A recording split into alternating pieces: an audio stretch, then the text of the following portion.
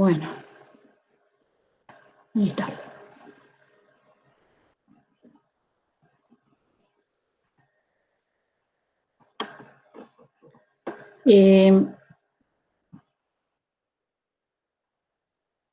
Bueno, veamos algunas, digamos, para entender bien lo que es el diagrama de Purvé.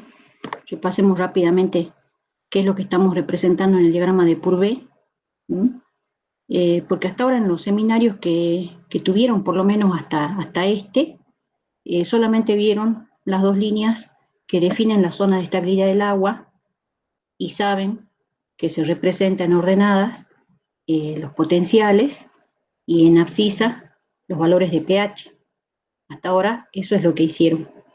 Pero es interesante saber para qué me sirve un diagrama de Purvé, ¿sí?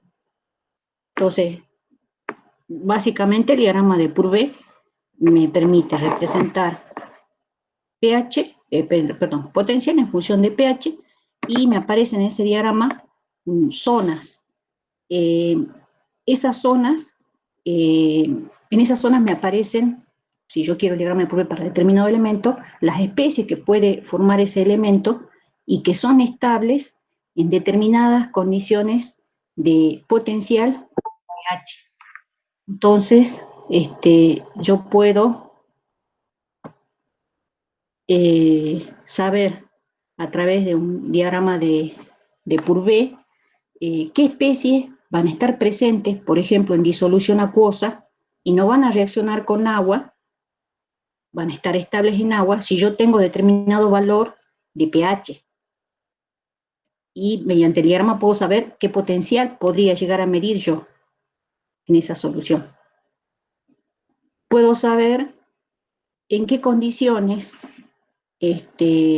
puedo tener una reacción entre la especie que yo quiera disolver y el agua, según el valor de pH y potencial que tenga en esa situación. Puedo conocer en qué valores de potencial y pH voy a tener ese elemento formando especies que se encuentren, digamos ya corroídas, o sea, oxidadas, o bien especies que estén pasivadas, eso quiere decir que no sean afectadas por el medio, o sea, no se corroan, o bien puedo tener la especie en un estado de inmunidad. Entonces, toda esa información me la da el diagrama de Purvé. Entonces, me define zonas donde yo puedo encontrar las especies que puede formar ese elemento y donde son estables, ¿sí? Esas especies. En función de la zona en la que cae, yo puedo saber si esa especie está oxidada, si esa especie está pasivada o está inmune. En realidad, al ver la fórmula de la especie, uno ya sabe en qué zona está. O sea, en realidad uno deduce qué zona es por la especie que está apareciendo en el diagrama. En ese diagrama esas especies están separadas por líneas. Esas líneas pueden ser verticales, horizontales y oblicuas. En el caso de las horizontales, me están separando especies que difieren en estado de oxidación. Entonces, esa línea correspondería, por ejemplo, para, supongamos acá, yo tengo, podría ser el metal, ¿sí? Está simbolizado por la letra M, y está separada por una línea horizontal de la especie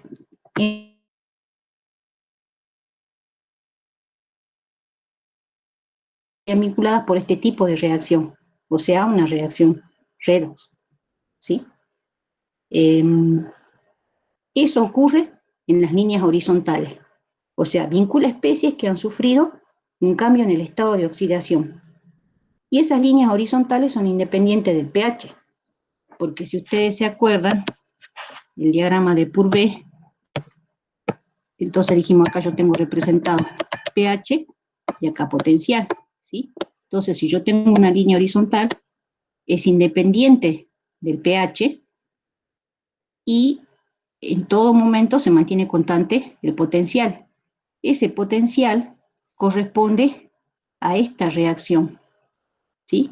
Allí estaría el potencial, esta sería la reacción que me vincularía a la especie, en este caso sería M y M2 más, por ejemplo, ¿sí?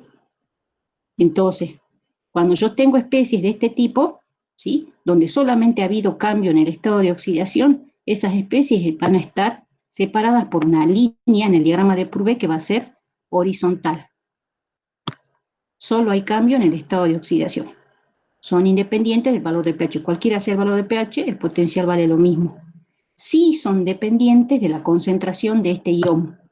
Ya vamos a ver, cuando veamos cómo se hace para obtener la ecuación de esta recta, se hace por la ecuación de NER, pero ahí van a ver que a raíz de esta ecuación, nosotros deducimos que al final este potencial, si bien es independiente del valor del pH, pero depende de la concentración del ion. Después tenemos también líneas verticales en un diagrama de Purvé. Por ejemplo, acá represento esas líneas hipotéticas. Cuando yo tengo este tipo de líneas verticales, me está separando especies, ¿sí? Especies que están vinculadas por alguna condición de equilibrio. Puede ser, por ejemplo, cuando yo tengo líneas verticales, puede ser que a mí me den un valor de KPS, un valor de una constante de equilibrio, ¿sí? Pero las líneas verticales implican procesos, ¿sí?, donde se establece un estado de equilibrio entre las especies que se encuentran a un lado y al otro lado de la línea vertical. Esas especies están en equilibrio y ese equilibrio está definido ya sea por un KPS o una constante de equilibrio. Entonces, estas expresiones, el KPS o constante de equilibrio, me van a permitir encontrar la ecuación, con la ayuda siempre de la ecuación de Nernst, me van a permitir encontrar la ecuación de esta recta vertical. Entonces, esta recta vertical no está vinculando especies que sufran un cambio en el estado de oxidación. Acá las especies tienen el mismo estado de oxidación a un lado y a otro lado, pero están vinculadas porque están en equilibrio, ¿no? Hay alguna especie de equilibrio entre ellas.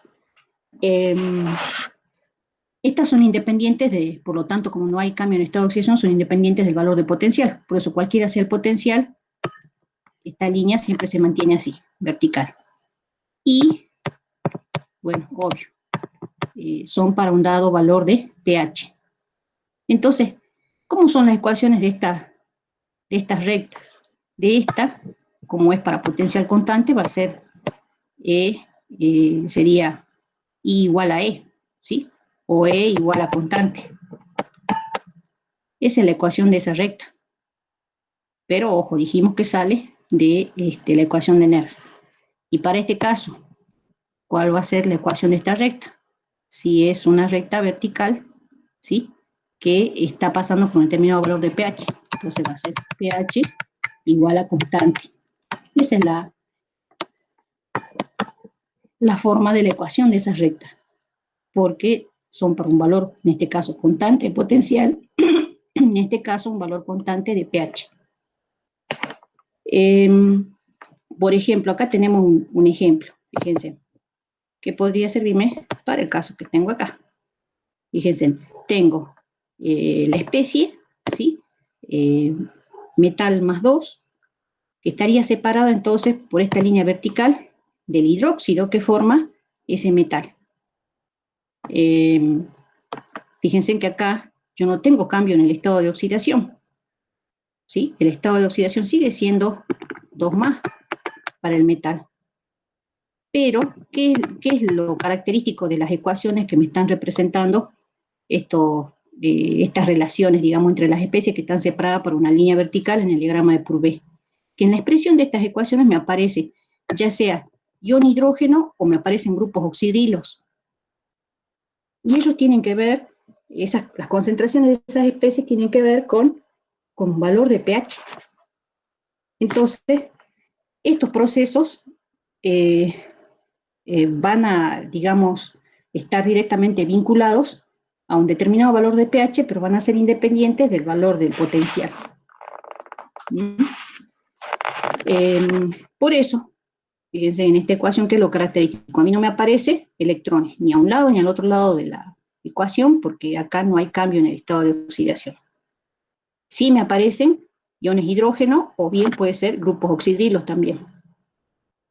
Cuando tengo ese tipo de ecuación, está representando una línea vertical. Procesos, entonces, que son independientes del potencial, como dice acá, pero sí dependen del pH. De hecho, son función solamente del pH. Por eso tiene una recta vertical como representación. Y después tenemos el último caso, que combina los dos anteriores, cuando tenemos una línea oblicua. Por ejemplo, esta. ¿Sí? Entonces habíamos dicho, acá tendríamos, por ejemplo, la especie, el metal, ¿sí? Para el cual está hecho el purvé, formando un hidróxido. ¿Sí? Acá tenemos el metal, como especie iónica directamente. Cuando lo tengo así como ión, esto quiere decir que está disuelto. ¿Sí? Está disuelto. Esto es metal en estado de oxidación 0. Y acá, en cambio, tiene el mismo estado de oxidación, o sea, +2, en este caso. No hay cambio en estado de oxidación. Acá sí. Y en este caso, fíjense, esta línea me está separando M0 de M+2, porque es el estado de oxidación que tiene este metal cuando forma el hidróxido. Esta es una especie sólida, por ejemplo. ¿Sí? Si esto fuera sólido, y estaría, digamos, separado por esta línea, ahí tendríamos, por ejemplo, podría ser un equilibrio de solubilidad, si tuviera algo así. ¿Sí? Si yo le pongo sólido acá. Eso me estaría definiendo un KPS. Veamos en este caso. En este caso, esta línea me está vinculando la especie M0 y el hidróxido. Entonces, esta ecuación, si ustedes se fijan, la que me está vinculando esas dos especies que están separadas por la línea oblicua, me está apareciendo los electrones, o sea, que hay un cambio de estado de oxidación, y lo sabemos, porque acá está el M con estado 0 y acá M con estado +2, metal con estado +2, acá hay cambio de estado de oxidación, pero también me están apareciendo iones hidrógenos, o sea, que también va a ser función del pH. Es función del potencial y es función de pH. Entonces, las líneas oblicuas implican reacciones o procesos en los cuales hay intercambio de electrones y también hay cambio de pH. ¿Cómo puedo llegar a obtener esta ecuación? Y fíjense que sumando estas dos, ¿sí? Porque yo no tengo una ecuación, si yo miro directamente, que una ecuación que por solo mirar me dé la idea de cuál puede ser el cambio que se esté dando acá. Pero si yo sumo estas dos, fíjense en que puedo llegar a esta. ¿No ven? Y esa es la manera en que podemos ir deduciendo también las ecuaciones que no conocemos, por ejemplo, para el diagrama de Purvé del aluminio. Vamos a vincular ecuaciones de otros procesos, ¿sí? Que me vinculan las especies para las cuales yo no conozco la ecuación y entonces deducimos la que nos falta para deducir la ecuación esta. Bueno, esto sería entonces básicamente lo que yo tengo que saber para construir el diagrama de Purvé. Lo que nos faltaría aclarar es cómo sé yo qué zonas encuentro en ese diagrama de Purvé y cómo me doy cuenta dónde están esas zonas. Vamos a hacer un cachito. Fíjense, las zonas que nosotros podemos encontrar, entonces dijimos que teníamos la zona de corrosión, pasividad e inmunidad. Por ejemplo, había hecho esto, había puesto acá el metal en estado de oxidación +2, estado 0, y después acá formando un hidróxido que esté sólido, ¿sí? Entonces acá yo puedo tener estas tres zonas que me indica acá. La zona de inmunidad es la zona donde yo tengo el metal en estado de oxidación 0. Entonces le voy a poner con número acá para no tener que escribir el nombre, ¿sí? Entonces acá sería la zona de inmunidad. La zona de corrosión, siempre donde yo tenga la especie, pero así en forma de iones. Entonces voy a tener zona de oxidación. Si yo acá, por ejemplo, tuviera, seguiría un poco más acá, si esto se seguiría oxidando, supongamos acá podría tener un M3 más, entonces toda esta zona donde tengo el metal en forma de ion, esto sería zona de corrosión, esto sería zona 2. Todo esto es zona 2, porque lo tengo al elemento en forma de iones. Y la zona 3 es la zona de pasividad, es donde se me han formado especies, como acá lo dice, sólidas. Pueden ser óxidos, pueden ser hidróxidos. Y ¿se acuerdan cuando habíamos hablado de la pasivación que sufría el aluminio, por ejemplo?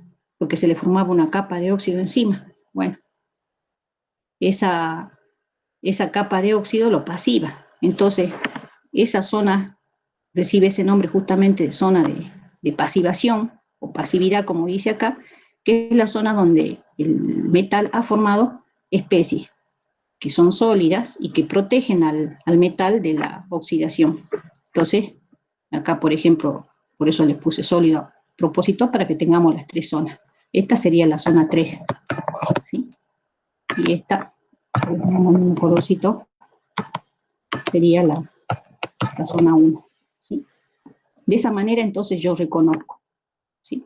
Donde tengo zona de inmunidad, zona de corrosión y zona de pasivación. Bueno, ¿para qué? Bueno, acá tienen un ejemplo. Para el caso del hierro, yo tengo las distintas zonas. Por supuesto, un diagrama simplificado del hierro. Si ustedes buscan el diagrama de Purvé para el hierro, es mucho más complicado que esto. Pero fíjense, ¿ven? Zona de inmunidad, donde veo el hierro 0, esa es zona de inmunidad. Donde tengo hierro con estado más 2, más 3, esto es zona de corrosión. ¿Sí? Es zona de corrosión. Y fíjense que las líneas que separan estas especies son líneas horizontales. ¿Por qué? Hierro más 0 para pasar a hierro más 2, acá ha habido una variación en el estado de oxidación, o sea, línea horizontal la separa. Hierro más 2 de hierro más 3, otra vez un cambio en el estado de oxidación, entonces a esas especies las separa una línea horizontal. Después tengo la zona del óxido de hierro, sólido seguramente, por eso acá habla de zona de pasivación, ¿sí? Entre estos va a haber un equilibrio, ¿sí? No hay cambio de estado de oxidación, porque acá sí esto es el óxido férrico, acá hay un cambio en el estado de oxidación, ¿sí o no? Acá hay un equilibrio, no hay cambio en el estado de oxidación. Acá tengo hidróxido férrico, está trabajando el hierro con estado de oxidación más 3. Entonces, acá tengo hierro más 3, por lo tanto, acá hay un equilibrio, no un cambio en el estado de oxidación. Por eso es la línea vertical. ¿Sí? Entre esto y esto tiene que haber línea vertical porque no hay cambio en el estado de oxidación. Toda esta zona sigue siendo del óxido de hierro 3. Cuando ya analizo el hierro más 2, acá ya hay cambio en el estado de oxidación. Entonces acá no podría seguir la línea vertical, sino ya oblicua. ¿Por qué? Porque hay cambio en el estado de oxidación y además hay me van a aparecer, si yo escribo la reacción que vincula estas dos especies, me van a aparecer grupos oxidrilos. Entonces también va a haber un cambio de pH. Por eso la línea que la separa es oblicua. Va a ser función de las dos variables, digamos, tanto el potencial como el pH. Y bueno, acá fíjense, hidróxido ferroso. Esta también sería, entonces, una zona de pasivación, ¿sí? Tengo el mismo estado de oxidación que hierro más 2, entonces por eso la línea que las separa ellas dos tiene que ser vertical, porque no hay cambio en el estado de oxidación. Sí, va a haber un equilibrio entre ellas, que va a ser función del pH. Entonces, tengo una línea vertical. Luego, para vincular el hidróxido ferroso con hierro 0, allí hay cambio en el estado de oxidación y además, en la ecuación que me vinculen las especies me van a aparecer grupos oxidrilos, entonces también va a ser función del valor del pH. Entonces, una línea oblicua. Bueno, eso es básicamente lo que hay que saber. Ahora, en estos diagramas, siempre cuando yo tengo el diagrama de Purvé de un elemento, acá no está dibujado, pero siempre me van a aparecer estas dos líneas que ya habíamos explicado en otra clase, como las deducíamos las ecuaciones, ¿sí? Usando la ecuación de NER también lo hicimos. Y esas dos líneas dijimos que me definían la zona de estabilidad del agua, ¿sí? Lo que yo tengo en el centro, entre las dos líneas, es la zona donde el agua es estable. ¿Eso qué quiere decir? Si yo estas dos líneas las represento encima de este diagrama, si yo las represento encima, me va a decir que estas especies, haría algo así, todo lo que caiga, por ejemplo, dentro de esta zona de estabilidad del agua, todas las especies de hierro que caigan en esa zona van a poder estar disueltas en agua y no van a reaccionar con el agua. Eso significa. Y las especies de hierro que caigan fuera de la zona de esta franja definida entre las dos líneas van a reaccionar con agua, o sea que no van a poder estar disueltas en agua ni estas que caen por abajo. ¿Por qué? ¿Qué quiere decir eso? Quiere decir que estas que están arriba van a hacer que el agua reaccione y libere oxígeno. Acá el agua va a liberar oxígeno. O sea, van a oxidar al agua. Las especies que estén por encima van a oxidar al agua, por encima de esta línea. Y las especies que estén por debajo de esta línea, de la franja de estabilidad del agua, van a reducir al agua y van a hacer que el agua libere hidrógeno. O sea que estas especies tampoco estarían estables, digamos, no serían estables en el agua. Esa información es la que me da cuando yo superpongo el diagrama, digamos, de Purvé de un elemento con lo que serían las líneas que me definen la zona de estabilidad del agua. ¿Qué información, por ejemplo, yo puedo analizar dentro de lo que es un diagrama de Purvé? Antes que hagamos el del aluminio. Por ejemplo, me puede dar bastante información, me pueden decir,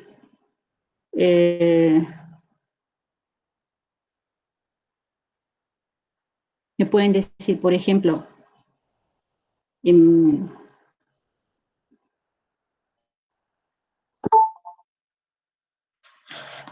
hago entrar lo que está por entrar y sigo. Me pueden decir, por ejemplo, cómo varía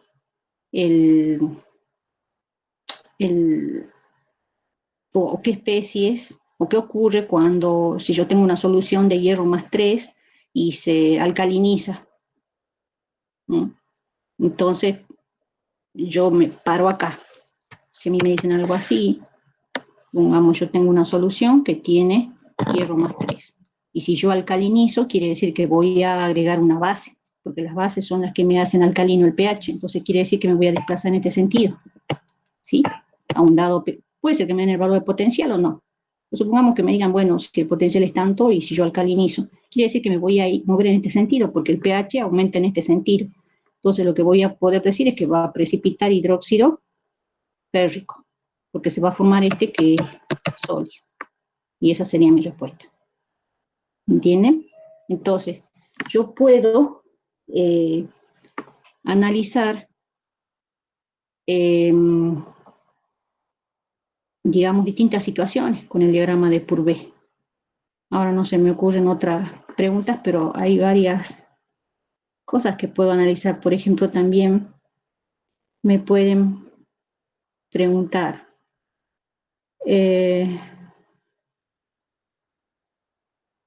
pongamos acá, ustedes saben que acá tengo hierro más 2 y acá yo tengo hierro más 3. O sea, para pasar de hierro más 2 a hierro más 3, ¿qué está ocurriendo? ¿Oxidación o reducción? Está ocurriendo oxidación, ¿sí? O sea, que acá podríamos analizar en esta línea su, bueno, a ver, okay.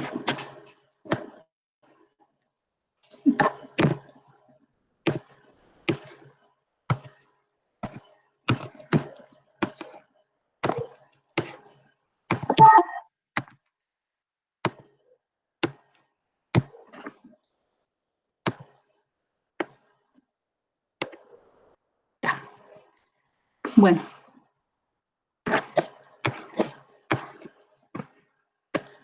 veamos a ver si hay algo más que podemos ver. Ya hagamos el de aluminio, ya voy a ver si encuentro algún ejercicio.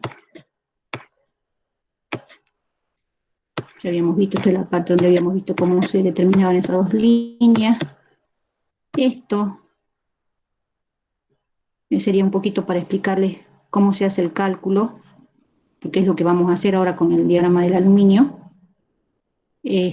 para que entiendan cómo se hace el cálculo. Después les busco algún ejercicio, ¿sí? Para que vean qué cosas puedo analizar en el diagrama de Purvé, ¿no?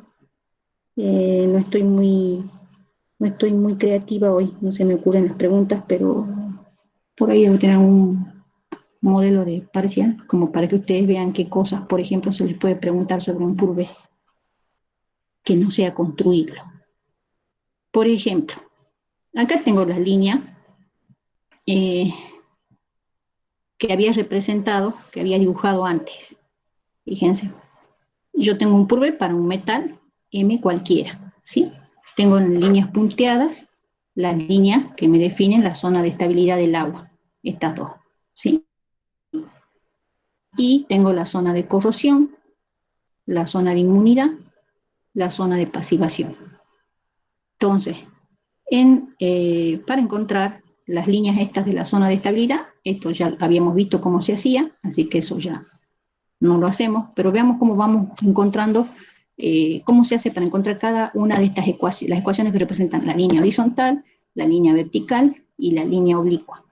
Para encontrar la línea horizontal, les dije que tenemos que plantear primeramente las ecuaciones que me representan el proceso que se está produciendo y que me vincula, digamos, las especies que están separadas por la línea. Acá yo tengo M0 separado de M más 2. Hay un cambio en estado de oxidación. Entonces, es esta la ecuación que me vincula simplemente, ¿sí?, la oxidación de M0 a M2. Y esa es la ecuación que me va a servir para deducir la ecuación de esta línea, la ecuación química que me vincula a las dos especies. Veamos cómo se hace. Bueno, ahora subo. Entonces, una vez que yo ya sé cuál es la ecuación que me vincula, esta sería para encontrar esa ecuación, fíjense, esta de tabla yo puedo sacar el valor del potencial, A volt, un valor X volt, ¿sí? Y ese sería el valor, digamos, de la línea, ¿sí?, del valor de E que me va a representar la recta directamente horizontal, siempre y cuando la concentración de M más 2 sea 1 molar. ¿Por qué? Yo les decía que siempre teníamos que trabajar con la ecuación de Nernst. Acá la tengo.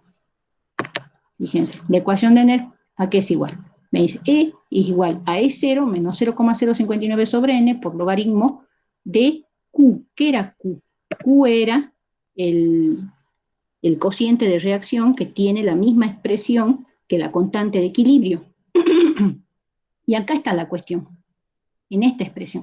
Porque esta expresión no va a ser la misma, va a ser diferente según cuál sea la ecuación que yo estoy considerando y que me representa la relación entre las dos especies que están separadas por la línea. Entonces, esta es la ecuación. Entonces, M0 es el metal. Si es el metal es sólido, entonces esto va a ser sólido.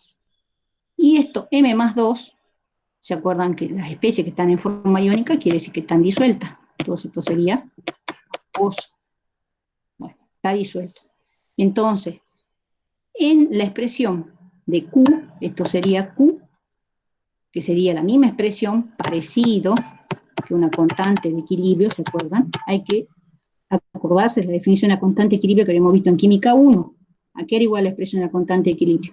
Una vez que yo tengo la ecuación, era la concentración de las especies que están como producto elevado a los respectivos coeficientes estequiométricos, dividido el producto de las concentraciones de los reactivos elevado a los respectivos coeficientes estequiométricos. Y eso es lo que tengo que aplicar a esta ecuación. Entonces, cuando yo hago eso, bueno, arriba no me va a quedar nada, porque este está en estado sólido, no aparece en expresión.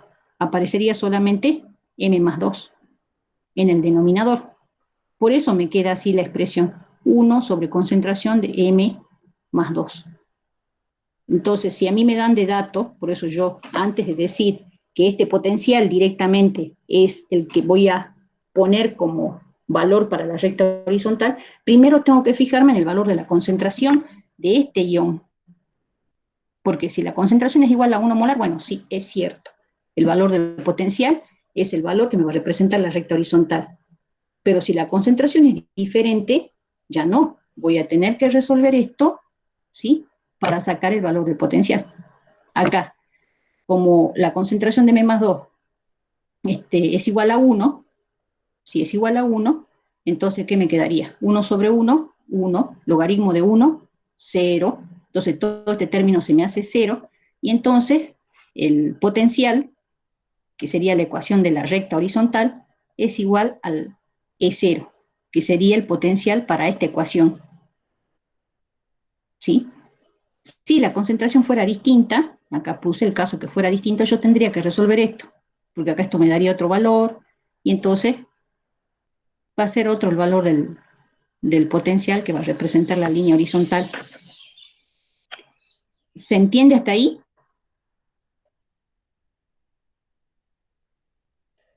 ¿Van entendiendo, chicos? Porque así ya paso a explicar cómo hacemos para las líneas verticales. Pueden prender su micrófono, así me dicen, porque no puedo ver el chat. Sí, profe. Bueno, entonces se entiende cómo se hace para las líneas horizontales. Siempre con la ecuación de Nernst, si la concentración es igual a 1 molar de la especie que está como ion, entonces el potencial directamente de la ecuación ya es el valor que corresponde a la línea horizontal. Si la concentración es distinta de 1 molar, entonces tendré que resolver esta la ecuación de Nernst para saber cuánto vale el potencial para trazar la recta horizontal. Ahora, con las líneas verticales, en este caso, directamente hice la disociación, ¿sí?, del hidróxido, es una base, al disociarla, va a formar M2 más y grupos oxidrilos. Acá no hay cambio en estado de oxidación. Esto es para la recta vertical, ¿sí? Este tiene estado de oxidación más 2, también. ¿Cómo lo sé? Bueno, por este 2. Han hecho intercambio de estado de oxidación y estado de oxidación más 2. Entonces, esto es una línea vertical. Ahora, bueno, yo acá le puse S, ¿sí?, como para completar mejor el ejemplo, pero podría no haberlo puesto, y en ese caso sería un equilibrio ácido-base y tendría que haber tenido un K de base, porque acá podría, si no pongo el S, podría tener un K de base. Si pongo el S, ya es un KPS. ¿Sí? Por eso yo tengo que fijarme qué datos me dan. Entonces, supongamos que acá el hidróxido estuviera sólido, entonces sería un KPS, porque tengo en equilibrio la parte que está disuelta, que sería lo que está en forma iónica, en equilibrio.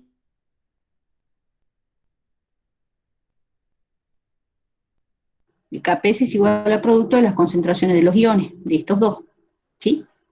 Entonces, también tengo que trabajar, digamos, con lo que yo ya, con todo lo que yo ya conozco de equilibrio ácido-base. Yo necesito tener una ecuación que sea pH igual a constante. para representar porque es una línea vertical. Como yo acá tengo concentración de oxidrilo y yo necesito que me aparezca concentración de iones hidrógeno, entonces puedo reemplazar esta concentración de oxidrilo en función de concentración de iones hidrógeno si uso, por ejemplo, el K-Water. Sí, el K-Water es igual al producto de la concentración de grupos oxidrilos por iones hidrógeno, reemplazo, luego puedo aplicar logaritmo miembro a miembro, como el KPS se supone que en este caso sería dato, o sea, acá tengo un valor que conozco, si yo calculo el logaritmo voy a sacar un número, la concentración de M más 2 la tengo que tener de dato, y esto lo pondría en función de concentración de iones hidrógeno, me quedaría que es igual. Concentración de oxidrilo sería igual a K-Water sobre concentración de iones hidrógeno, y eso lo reemplazo acá y queda elevado al cuadrado. Aplico logaritmo miembro a miembro, y trabajando con la expresión, al final, yo al logaritmo de... me va a aparecer en alguna parte el logaritmo de concentración de iones hidrógeno. Como yo sé que menos logaritmo de concentración de iones hidrógeno es igual a pH, entonces voy a despejar pH en función de todo lo demás que ya van a ser números, porque conozco KPS, conozco concentración de iones hidrógeno, conozco K-Water, entonces lo único que no tiene valor para reemplazar es la concentración de iones hidrógeno. Y a este término lo voy a reemplazar por pH. Y así es como voy a llegar a una ecuación pH igual a constante, pH igual a A. Porque todo lo demás es numérico y puedo sacar un valor. Entonces esto ya es una línea vertical. Esto ya me está reemplazando, digamos, la ecuación, o me está representando, digamos, no reemplazando, representando la ecuación de la línea vertical. ¿Mm? Entonces, esto lo puedo hacer en función de qué datos tenga yo que me vinculen las especies que están separadas por la línea vertical.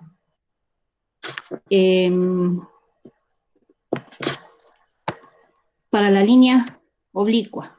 Bueno, para la línea oblicua ya hemos visto que si yo miro las dos especies, el metal en estado de oxidación 0 y después el hidróxido, si uno los mira directamente no se le ocurre una ecuación química que me permita deducir la ecuación de la recta que vincula las dos especies. Entonces lo que se hace es vincular las ecuaciones químicas anteriores, ¿sí? Porque en esas dos están apareciendo ellos dos y se va a simplificar la especie que no aparece. En este caso M más 2, cuando vinculamos las dos especies.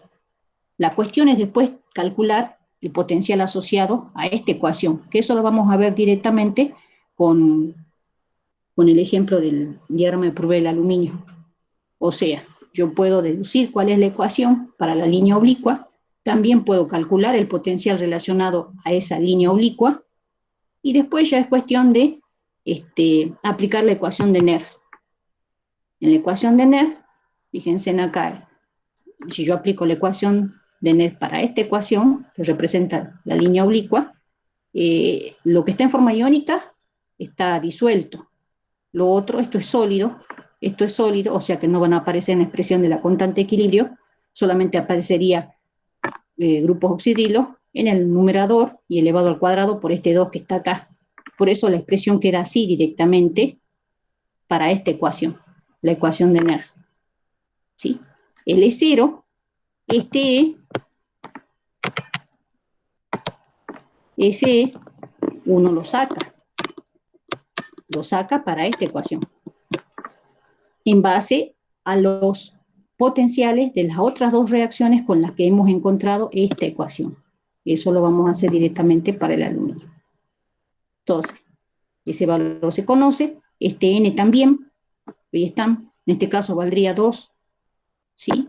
Y acá otra vez, como yo necesito encontrar una ecuación que me vincule potencial con pH para representar la recta oblicua, esta concentración de oxidrilo la tengo que poner en función de concentración de iones hidrógeno. Y eso se hace, como les decía antes, K-Water, que me vincula concentración de iones hidrógeno en grupos oxidrilos, despejo allí concentración de oxidrilo y voy a reemplazar acá. Y luego la trabajo, es cuestión de trabajarla aplicando propiedades del logaritmo y teniendo en cuenta que menos logaritmo la concentración de iones hidrógeno es igual a pH, se sustituye y al final llego a una expresión de esta forma. Potencial igual a A más B por pH. Y eso ya es una recta oblicua, que puede tener pendiente negativa o positiva. Ese sería el mecanismo de cálculo de las rectas, horizontales, verticales y oblicuas. ¿Sí? Bueno, ¿se entendió más o menos? Ahora veamos cómo se haría para el caso del diagrama del aluminio.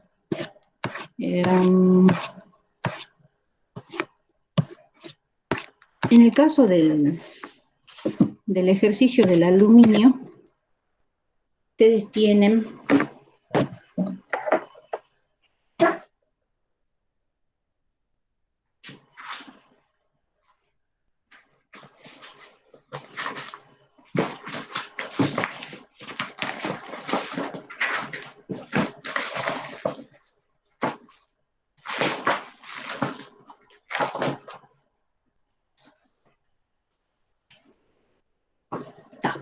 me fui a buscar la guía, porque no tenía acá el problema en sí.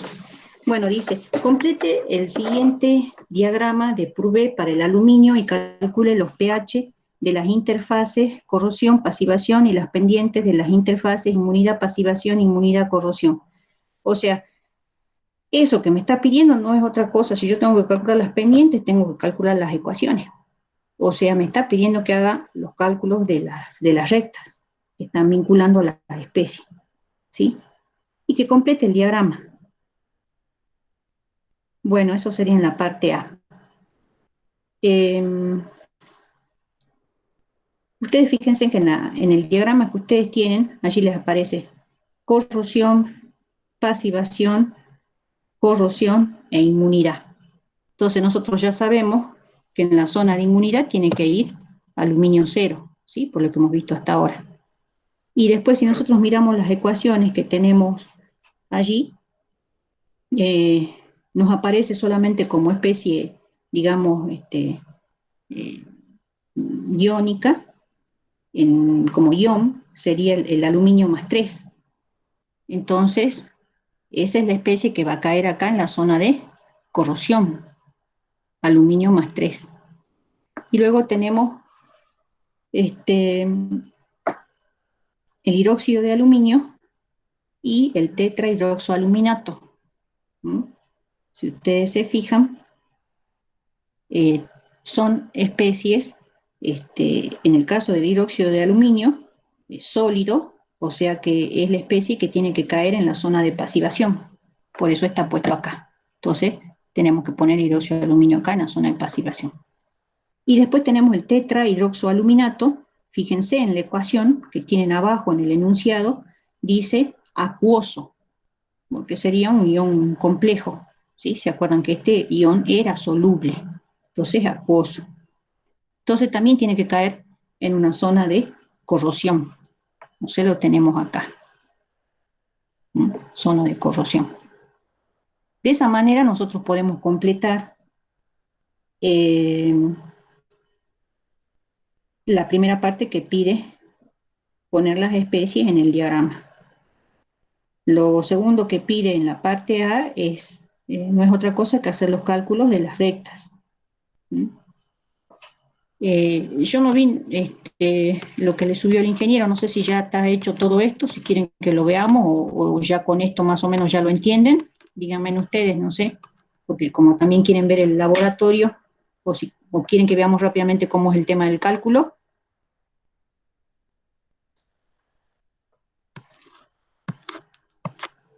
Veámoslo. Lo vemos. Sí, profe. No, Bueno, a ver.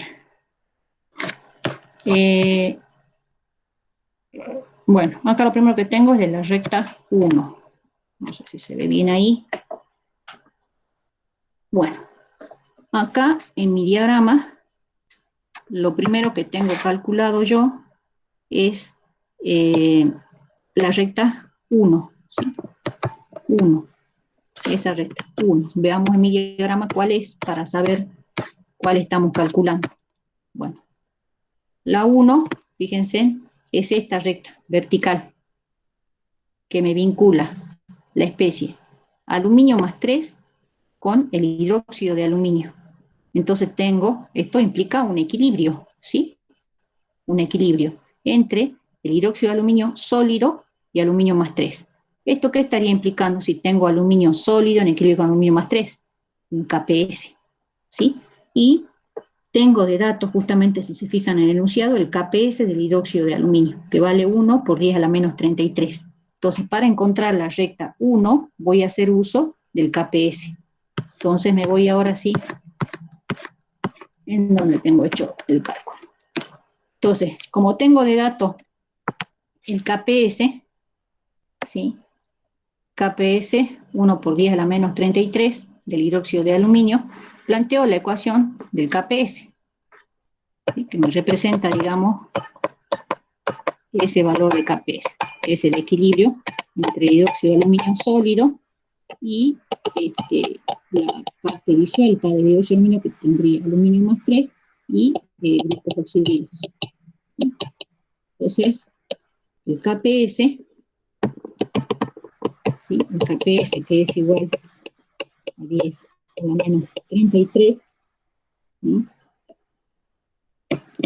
Es igual al producto de la concentración del ion aluminio más 3 por la concentración de los grupos oxidrilos elevado al cubo, porque al plantear el equilibrio me quedan 3 grupos oxidrilos, entonces está elevado al cubo.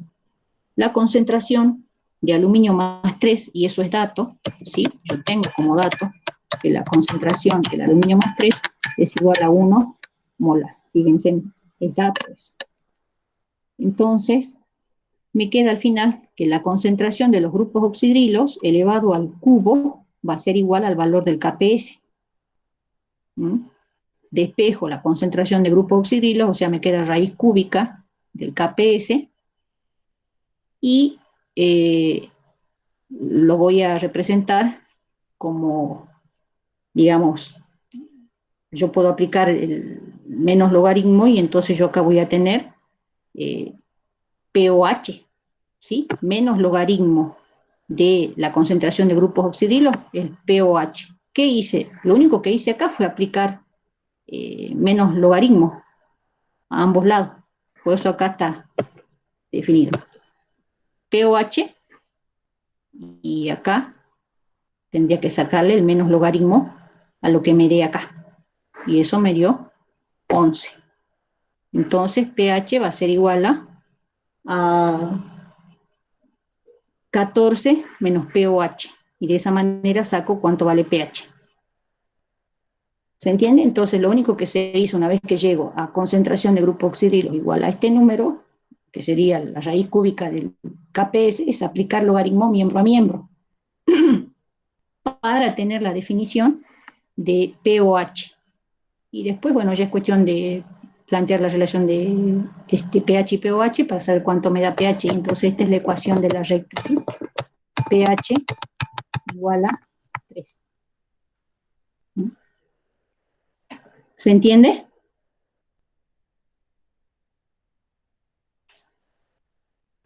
Sí, profe. Entonces acuérdense que para ir de acá a acá, esto simplemente es aplicar este logaritmo miembro a miembro, ¿sí? Sería menos logaritmo, ¿no? Porque POH, ¿a qué es igual? POH es igual a menos logaritmo de la concentración de iones oxidrilos. Eso es lo único. Y después, bueno, esta es la ecuación de la recta pH igual a 3. ¿De dónde sale? Sale de que pH es igual a 14 menos pH. Eso es todo lo que se hace para encontrar esa primera ecuación. Esa sería la ecuación de la primera recta, la que vincula aluminio más 3 y el hidróxido de aluminio. Luego tenemos, vamos a la segunda, ¿no? Que me está vinculando el aluminio más 3, el hidróxido de aluminio sólido con el tetrahidroxoaluminato de aluminio, que está acuoso. Para ese caso, ustedes ya tienen una ecuación en el enunciado que me está vinculando estas dos, ¿sí? Si ustedes se fijan, para la ecuación, para la recta 2 ya tengo la ecuación que me vincula las dos especies, ¿sí? Es esta. Entonces, la tengo de dato.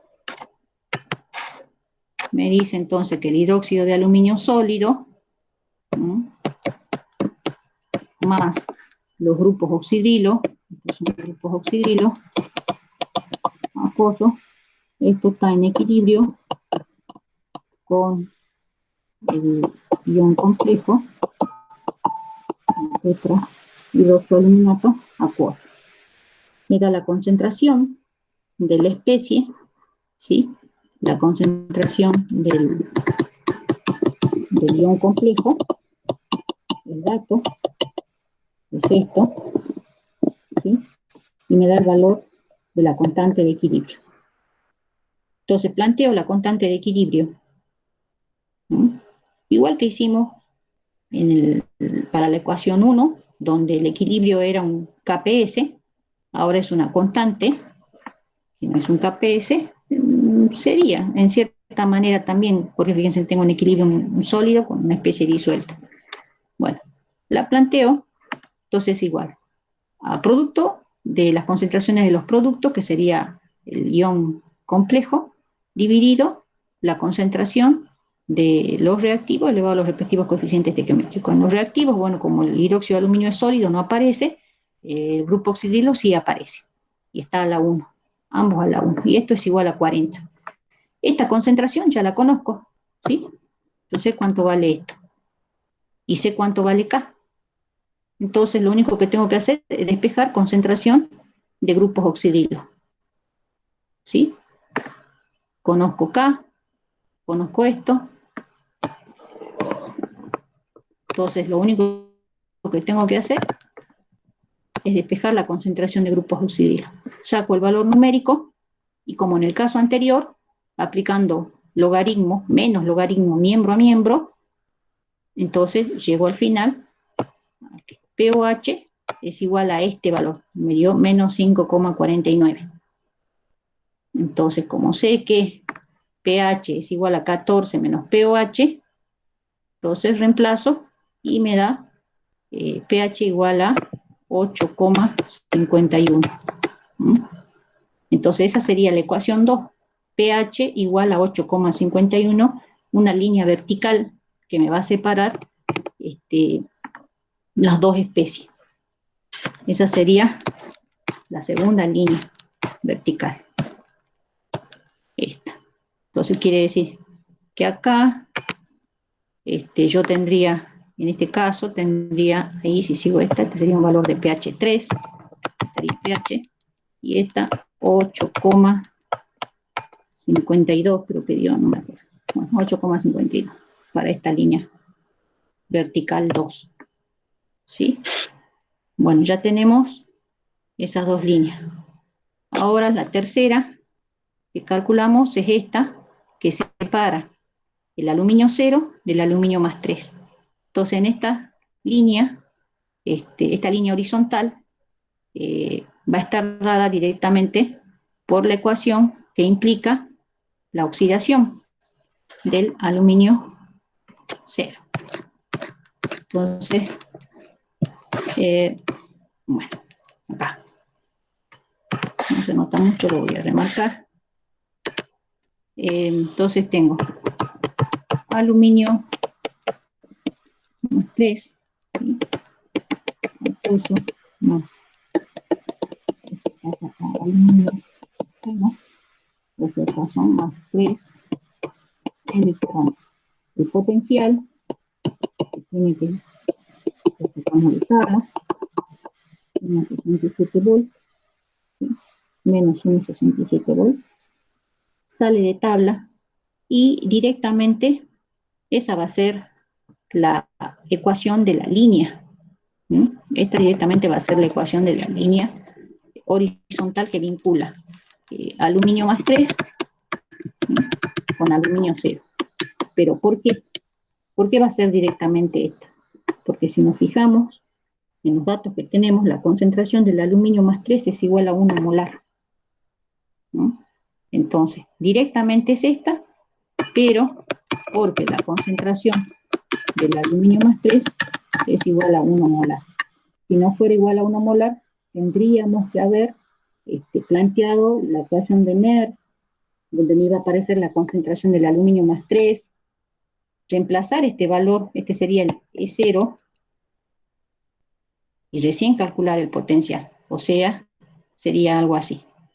Eso tienen que fijarse, supongamos, si le dieran algo así en el parcial y tuvieran una concentración del aluminio distinto de 1 molar, ustedes tendrían que haber planteado la ecuación de Nernst, ¿sí?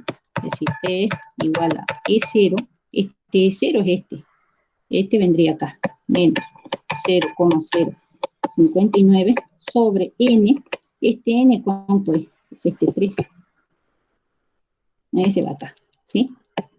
Por logaritmo de, y entonces allí, en producto, tengo aluminio 0, o sea que no va nada arriba, 1.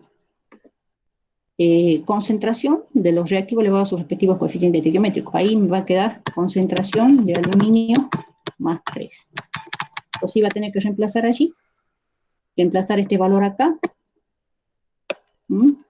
la concentración que me den de aluminio, la reemplazaba acá, y sacar recién el E, que sí, ahí recién me estaría dando cuál es el E que va a estar representando la línea horizontal.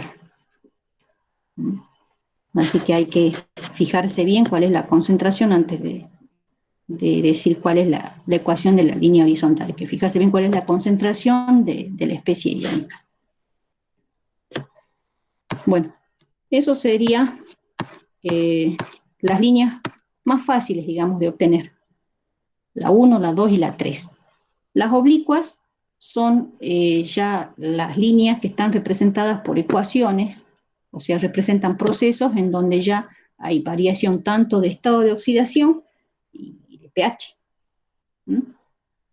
Ambos factores están afectando entonces la relación entre las especies que están separadas por esas dos líneas, por esa línea. Vamos a la 4. En la 4, línea 4 esta, tengo separada, por un lado, el aluminio 0 del hidróxido de aluminio sólido. Entonces, me está apareciendo, el hidróxido de aluminio sólido me está apareciendo en la ecuación que vincula el aluminio más 3 con el aluminio, hidróxido de aluminio, que me definía el KPS. Y esta especie me está apareciendo en la ecuación, en la hemireacción, que implica la oxidación del aluminio 0 al aluminio más 3, que lo acabamos de ver. Entonces, si yo relaciono la ecuación que usamos para encontrar la línea 3 con la ecuación que usamos para encontrar la línea 1, puedo encontrar la ecuación que me vincula las especies que separa la línea 4. Y eso es lo que hacemos. ¿Sí? Vamos a ver, acá. Fíjense.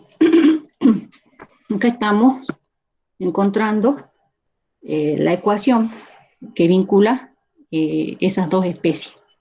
Tenemos entonces, por un lado, esta, que es la ecuación de la línea horizontal, ¿sí? Aluminio más 3 vinculado a aluminio 0. Y teníamos su potencial, que era menos 1,67, ¿sí? Después tenemos esta otra ecuación, que era la que correspondía al KPS, y teníamos el valor de su KPS. Si nosotros sumamos estas dos ecuaciones, fíjense en la que encontramos.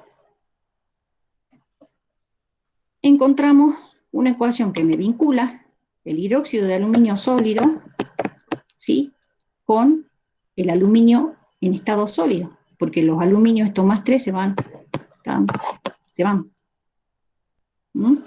Entonces, esta ecuación es la que me está representando el proceso, ¿sí?, que se da y que me vincula las especies en cuestión, o sea, aluminio 0 e hidróxido de aluminio sólido.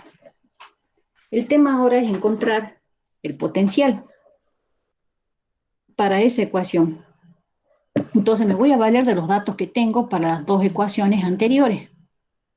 Yo no puedo sumar estos valores porque este es un potencial, pero este no. Lo que sí puedo hacer con estos dos valores es calcular las energías libres de Gibbs. Y yo sí sé que para esta ecuación global, si yo conozco las energías libres de Gibbs de las ecuaciones que sumo, la energía libre de Gibbs de la ecuación global va a ser igual también a la suma de las energías libres de Gibbs de las ecuaciones que he combinado.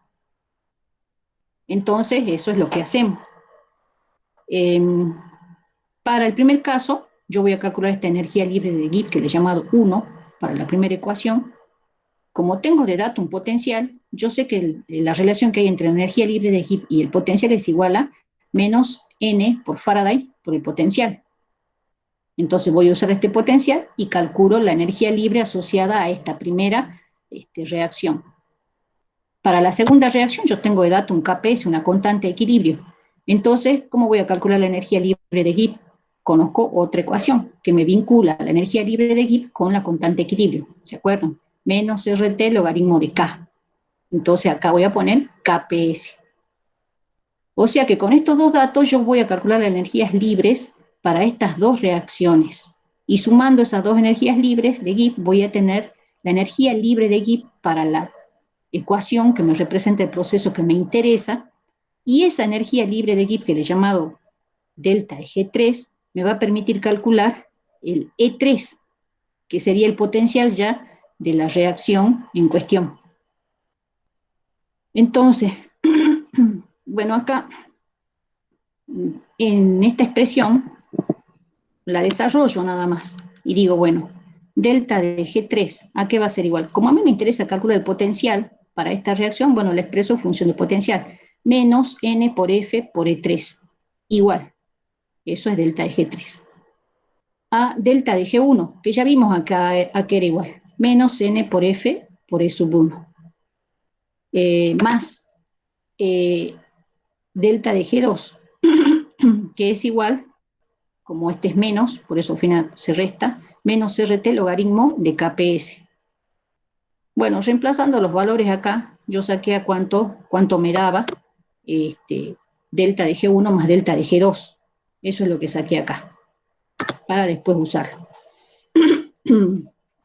Bueno, ahora lo que hago es plantear cómo voy a encontrar la ecuación que representa la recta oblicua.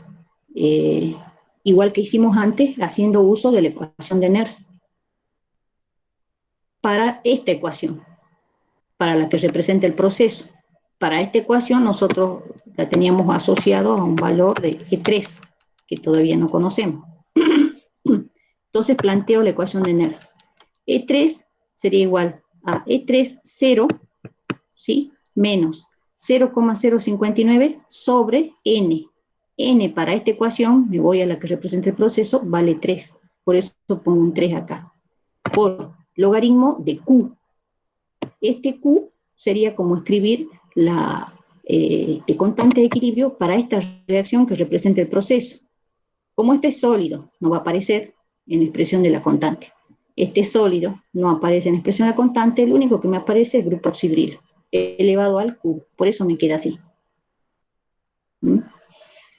Bueno, por propiedad de logaritmo, esto también puedo escribirlo así. E30 menos 0,059 sobre 3, y este que estaba como exponente viene adelante, lo bajo, 3 por logaritmo de concentración de oxidrilo. Los 3 se simplifican, y entonces me queda más simple todavía. Esto, obvio, lo voy a usar. Si quiero, acá ya podría calcular el E3, ¿sí? Porque yo ya tengo calculada esta suma. Si yo quiero calcular el valor de E30, que es el que va a venir acá, este va a venir acá. Es este, ¿sí? Ese. Esto yo podría pasarlo dividiendo a este valor que calculé y ya tendría el valor de E30. ¿Lo ven? Bueno, sin embargo, yo cuando hice el cálculo me compliqué un poco más. Pero les muestro, pero ustedes podrían hacerlo así. Bueno, una vez que ya tengo llegado a esa expresión, voy a ponerla acá para que se vea qué hice. ¿Sí? Fíjense. Una vez que ya he simplificado esto, estos tres, este menos, lo voy a hacer así, menos logaritmo de la concentración de grupos oxidrilos, no es otra cosa que pOH, ¿sí? Entonces, fíjense en a qué me queda igual. E3 es igual a E30, como este menos ya lo incluyo con el logaritmo de la concentración de grupos oxidrilos igual a pOH, me queda más 0,059 de pOH, ¿sí? ¿Lo ven? Entonces, de acá sale esta expresión, ya me quedó así de chiquita. Y como a mí me interesa que esté todo en función de pH, no de pOH, porque siempre quiero encontrar la recta en función de pH, porque yo tengo representado en el diagrama potencial en función de pH, reemplazo pOH, esto es pOH, por 14 menos pH. Bueno, una vez que ya hice eso, bueno, es cuestión de trabajar nada más. Acá, aplicando propiedad distributiva, me queda E30 más 0,059 por 14, menos 0,059 por pH, entonces este valor numérico ya lo puedo calcular. Si es que ya saqué E30, lo reemplazo, si no, bueno, lo que hice yo fue reemplazar acá, reemplacé directamente, ¿sí? El cálculo del E3, esto sería esto. Pero bueno, ya saben de dónde sale. Eso es esto, que ya lo teníamos desde antes, cuando planteamos la variación de energía libre, de allí. Bueno, acá puse a que sería igual, en realidad podría haber puesto el valor directamente porque ya lo podía sacar, ¿sí? Eso es esto. Y esto que tengo acá, eso está acá. Eso es. O sea, es matemático nada más. Entonces, todo esto grande me da menos 2,32, más 0,826, que es esto, menos 0,059 por pH. Bueno, termino llegando al final, a la expresión, que 3 es igual a menos 1,49 menos 0,059 por pH. Y esa es la línea oblicua 4, que me vincula a esas especies. Bueno, para hallar la última línea, hacemos lo mismo, vinculamos las ecuaciones que nos sirven para encontrar la expresión de la ecuación que me vincule las especies. O sea, si me fijo en la gráfica, ¿qué especies necesito vincular? Necesito vincular el aluminio 0 y el ion complejo. Bueno, el ion complejo, la ecuación para el ion complejo, la hemos encontrado recién, una ecuación que me vinculaba esta línea, ¿sí? Y también la que me vinculaba el hidróxido de aluminio con el aluminio 0.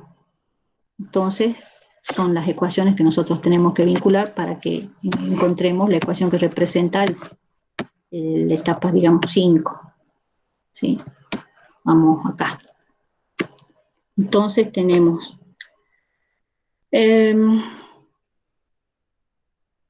bueno, esta ecuación, la primera, no es más que la que nosotros ya teníamos, que nos vinculaba el ion complejo con el hidróxido de aluminio sólido. Esta era dato. Esa era dato, ¿sí? Es la ecuación de la línea vertical que me vinculaba las dos especies.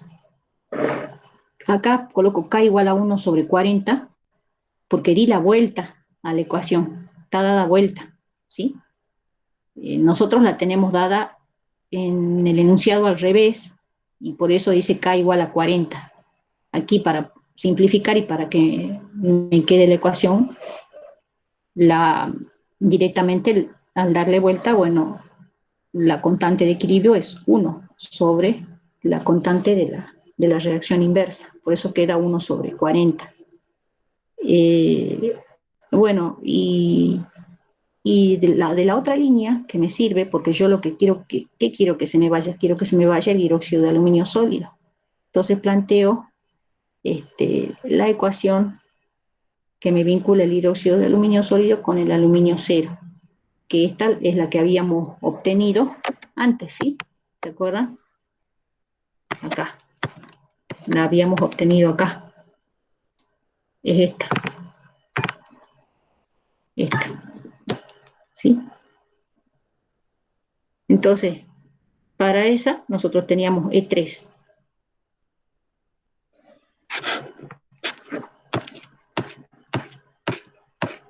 Bueno, vinculamos entonces la ecuación que habíamos obtenido, ¿sí? Para esta que ya conocíamos, el E3, esta y esta, bueno, que ya la conocíamos, el K. También hacemos exactamente lo mismo que en el caso anterior, determinamos las energías libres de Gibbs, ¿no? Como conozco K, que en este caso sería 1 sobre 40, puedo calcular la variación de energía libre para esta ecuación. Para esta ya la conocíamos, ¿no? Pero bueno, igual acá puse igual a delta de G1 más delta de G2, pero podría haber puesto el valor directamente, que ya lo tenemos calculado del paso anterior. Y al hacer la suma de las dos ecuaciones, se me simplifican entonces estos hidróxidos de aluminio.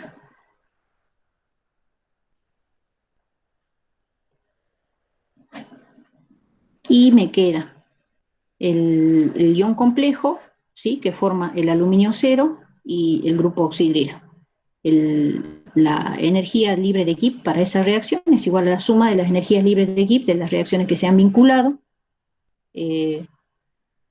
Reemplazamos igual que en el caso anterior, como yo quiero conocer el potencial para esta reacción, entonces este delta de G5 lo reemplazo por N menos N por F por E5, igual a delta de G4, que es igual a menos RT logaritmo de K, porque tengo una constante de equilibrio, más delta de G3. Bueno, acá puse de nuevo a que era igual delta de G1, delta de G2, pero podría haber puesto directamente el valor que tenía. Acá ya puse directamente el valor. Todo esto lo reemplacé ya por el valor que había calculado.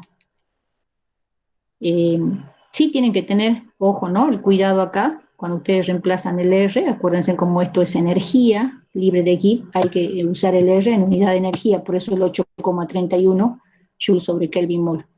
En el caso anterior no les había hecho esa aclaración, pero bueno, se las hago. Y la temperatura en grados Kelvin, bueno, 298 grados Kelvin, no me dicen nada.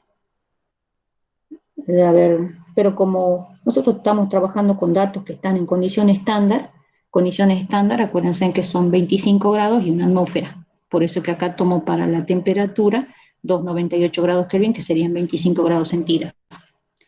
Entonces el logaritmo de 1 sobre 40 me queda acá, más el valor que ya lo tenía calculado del delta de G3.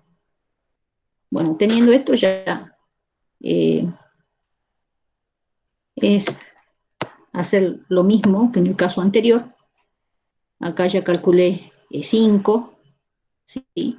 Teniendo E5 o estándar, ese me va a servir para reemplazar en la expresión de la ecuación de Nernst.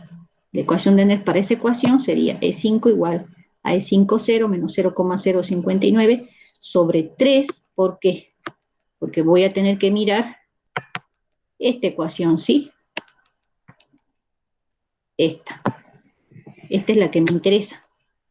Entonces, N vale 3, por este 3 que tengo acá, 3 electrones puestos en juego, logaritmo de.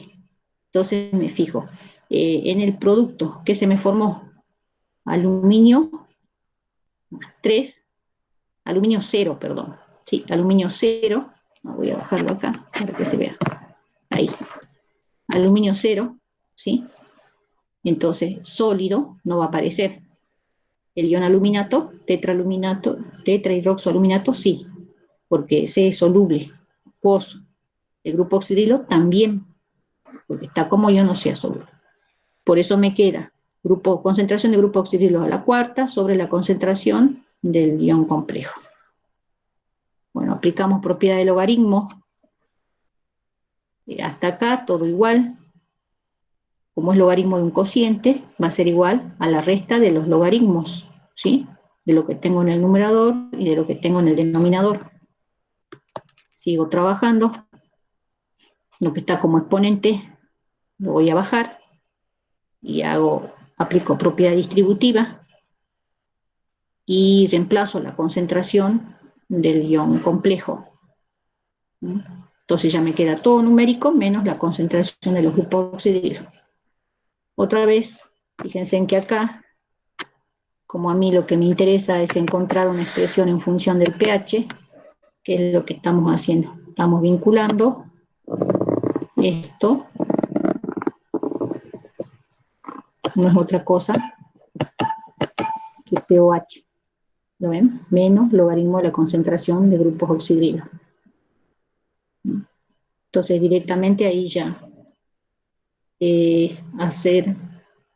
haciendo todos los cálculos y agrupando lo que puede agrupar, esto que es numérico con todo esto, que también me va a dar un número, me termina dando esta ecuación, que está en función de pOH. Reemplazando pOH como 14 menos pH, podemos llegar ya a la ecuación definitiva de la recta, ¿sí? Entonces me queda E5 igual a menos 1,33 menos 0,0787 de pH. Esta sería la otra línea oblicua que me vincula las otras dos especies.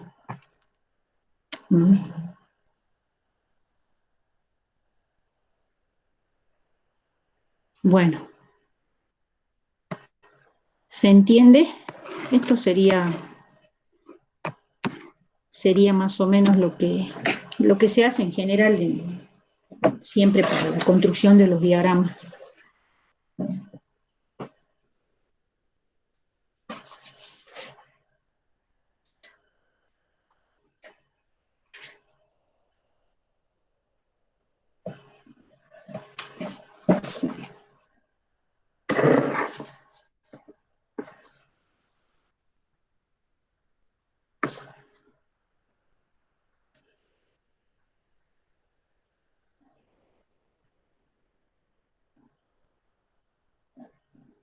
Bueno, les decía, me quedé callada un poquito porque fui a buscar un ejercicio que me puede permitir más o menos explicarle qué tipo de preguntas se pueden hacer, por ejemplo, ya sobre un purvé, como este.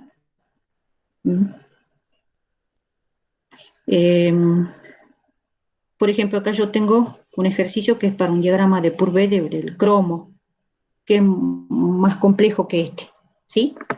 Entonces, por ejemplo, supongamos, yo le voy haciendo la pregunta, pero se las voy a ir transformando, es decir, en vez que esté hecha sobre este diagrama de purvé que yo tengo, que es del cromo, pero se las voy a ir haciendo sobre el diagrama de purvé del aluminio, un poco para que ustedes tengan idea qué cosas puedo analizar sobre este diagrama. Por ejemplo, acá pide, escriba las ecuaciones que representan las siguientes transformaciones. Entonces, bueno, ustedes ya saben, son las ecuaciones que acabamos de ver, que son las que hemos deducido para poder encontrar las rectas que están apareciendo en este diagrama. O sea, acá está pidiendo las ecuaciones, o sea, serían las ecuaciones químicas. O sea, en este caso, por ejemplo, sería aluminio 0 pasando a aluminio más 3. En este caso sería la ecuación que representa el KPS.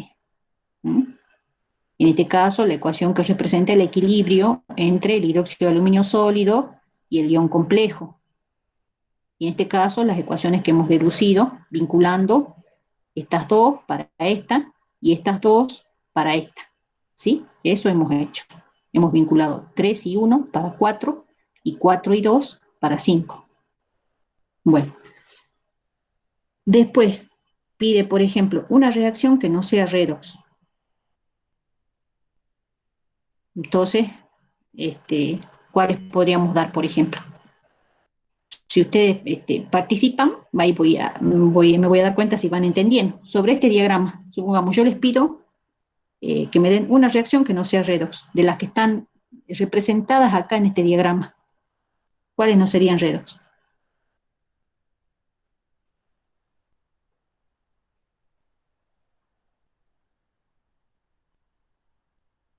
¿No se entendió?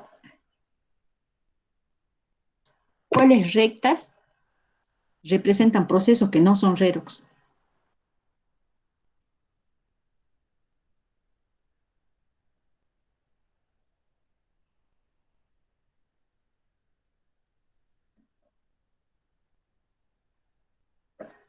No responde nadie.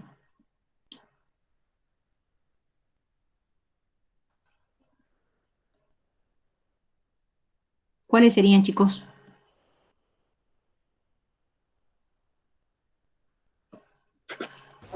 La 2, profe. La 2, por ejemplo, si bien la 2, la 1 no son procesos redox, acuérdense que las líneas verticales representan procesos donde no hay cambio en el estado de oxidación. O sea, por ejemplo, si este fuera un punto del parcial y a mí me piden una reacción que no sea redox, yo podría dar de ejemplo, bueno, la que representa la línea 1, la que representa la línea 2, no son redox. Después piden una reacción redox en cuyo potencial influye el pH.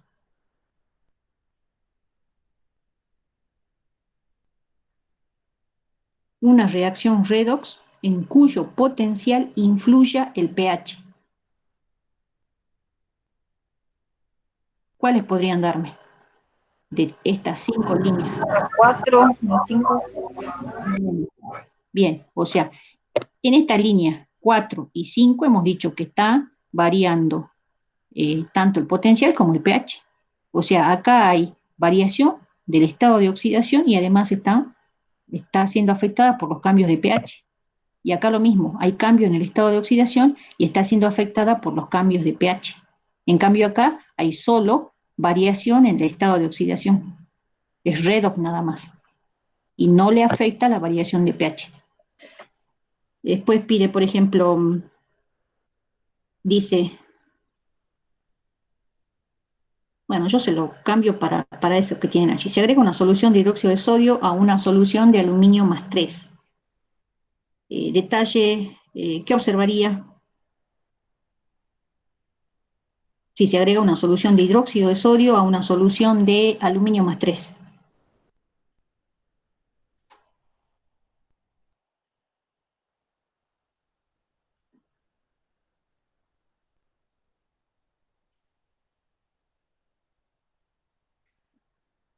Si yo agrego una solución de hidróxido de sodio, el hidróxido de sodio es una base.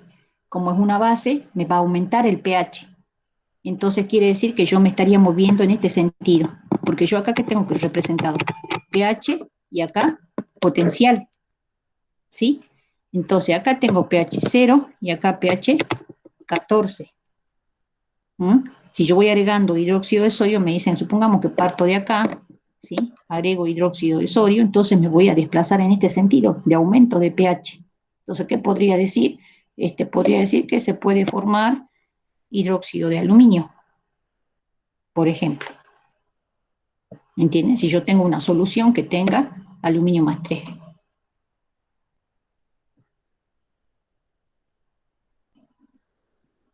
Bueno, también me podrían decir lo contrario, o sea, que en lugar de alcalinizar, acidifico. Por ejemplo, si acidifico la solución hasta pH 0 y me dicen, por ejemplo, que tengo hidróxido de aluminio y acidifico la solución hasta pH 0. Bueno, de esa manera es como yo me tengo que mover en el diagrama y ver qué especie va a estar presente en función de cómo me estoy desplazando yo al acidificar o al alcalinizar. Si yo acidifico, me voy hacia allá. Si yo alcalinizo, me voy hacia el otro lado. Y puedo decir qué especie. Después, por ejemplo, acá me dice, y esto quizá es un poco más para tener en cuenta, ¿sí?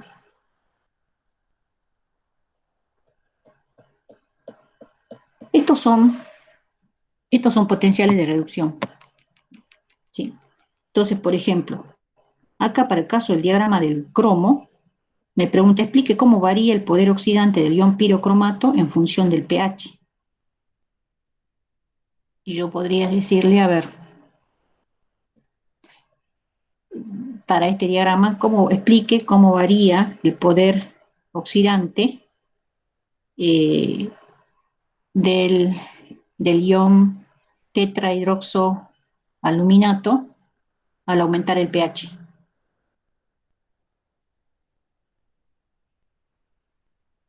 Si hablamos de poder oxidante, ¿eso qué implicaba? Si hablamos de poder oxidante, ¿qué le pasa a la especie? La especie oxida a otro.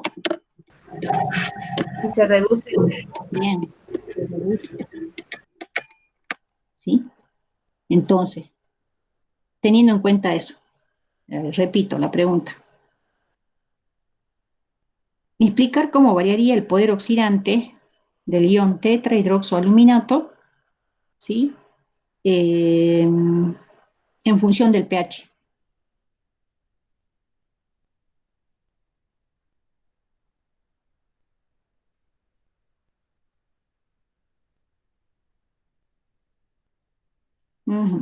Se queman las neuronas, ¿no? ¿Cómo se hace eso? Yo sé que si estamos considerando que tiene poder oxidante, esa sustancia tiende a reducirse y a oxidar a otro. ¿Cuándo va a tener mayor poder oxidante?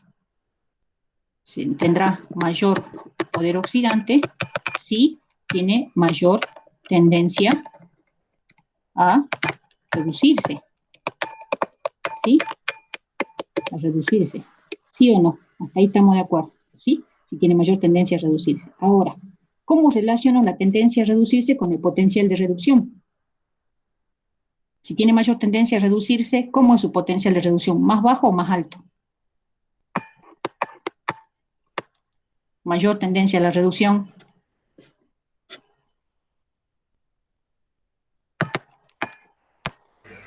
Alto. Bien, más alto potencial de reducción. ¿Sí? Entonces, miremos la recta. Esta recta me está diciendo cómo varía su potencial de reducción para este.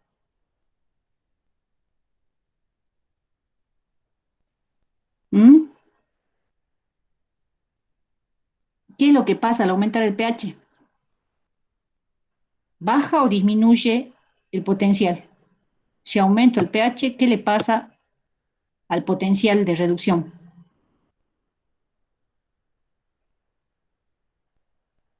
Mirando la línea. Hacia acá aumenta el pH. ¿Qué le pasa al potencial de reducción? Disminuye, profe. Bien. O sea, al aumentar el pH implica disminuye el potencial de reducción. Entonces, ¿qué le pasa a su poder oxidante? ¿Aumenta o disminuye? Fijémonos acá. Mayor poder oxidante, sí, mayor tendencia a reducirse, o sea, si tiene mayor potencial de reducción, tiene mayor poder oxidante. En este caso, al aumentar el pH, le disminuye el potencial de reducción. Entonces, ¿qué le pasa al poder oxidante?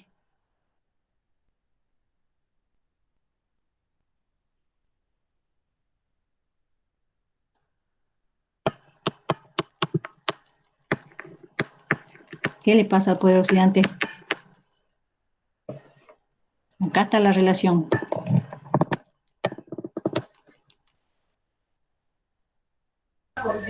Disminuye, profe. Bien. ¿Ven? ¿Se dan cuenta cómo tienen que analizar? Bueno, Todas esas cosas las puedo analizar en un diagrama de Purvé. Bueno, ¿se entendió?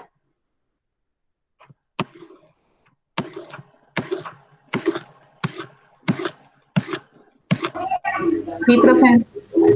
Bueno, entonces, ¿qué era lo otro que querían ver? El laboratorio. Veamos. ¿Alguna pregunta de Purvé? ¿O quedó claro?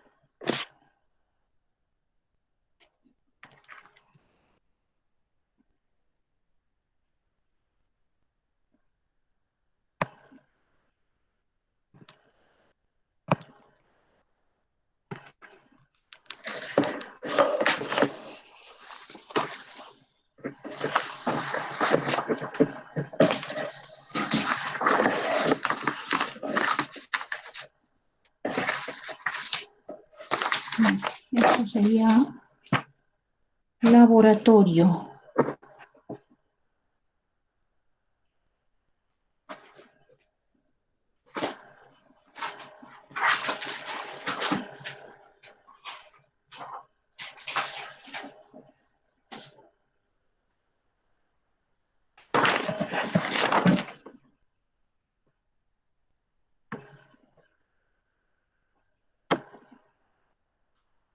¿Qué laboratorio querían ver? Laboratorio 9, la parte C del laboratorio 9. A ver.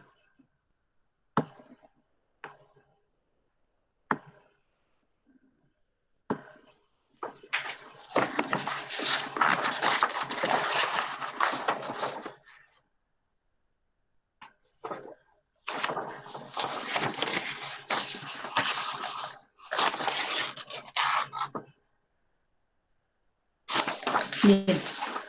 En la parte C del laboratorio 9 dice, se estudian el poder oxidante del ácido nítrico, el ácido sulfúrico y el ácido fosfórico. Lo que hicieron allí, esperen que me ubique, hacen la reacción directamente con estos ácidos concentrados, los tres, con un trocito de alambre de cobre. Y los probaron en frío y en caliente. En realidad probaron en frío y en caliente el sulfúrico y el fosfórico, y al nítrico solo lo hicieron en frío, porque si da en frío, en caliente con más razón. El tema es que el óxido que se produce cuando hacemos reaccionar ácido nítrico con el cobre, es el dióxido de nitrógeno, es un gas que es muy tóxico. Entonces ya se había formado en frío, si lo calentábamos se iba a formar mucho más, por eso es que se lo hizo solo en frío. Pero podríamos haberlo hecho igual, dando calor con las palmas de las manos, ¿sí? Entonces íbamos a ver que se ponía mucho más marrón, porque ese gas es un gas marrón. Entonces, lo que se observaba allí, yo tenía los 3 tubos de ensayo, ¿sí? Tenía el alambrito de cobre y el ácido. En el caso del ácido nítrico, tenía después, le poníamos un taponcito porque acá se formaba el gas, ¿sí? Ese gas que es el dióxido de nitrógeno, que es un gas marrón, es muy tóxico, para que no escape, ¿sí? Y a estos no les pusieron tapón, aunque a este podrían haberle puesto. Este es con ácido sulfúrico y el último con ácido fosfórico.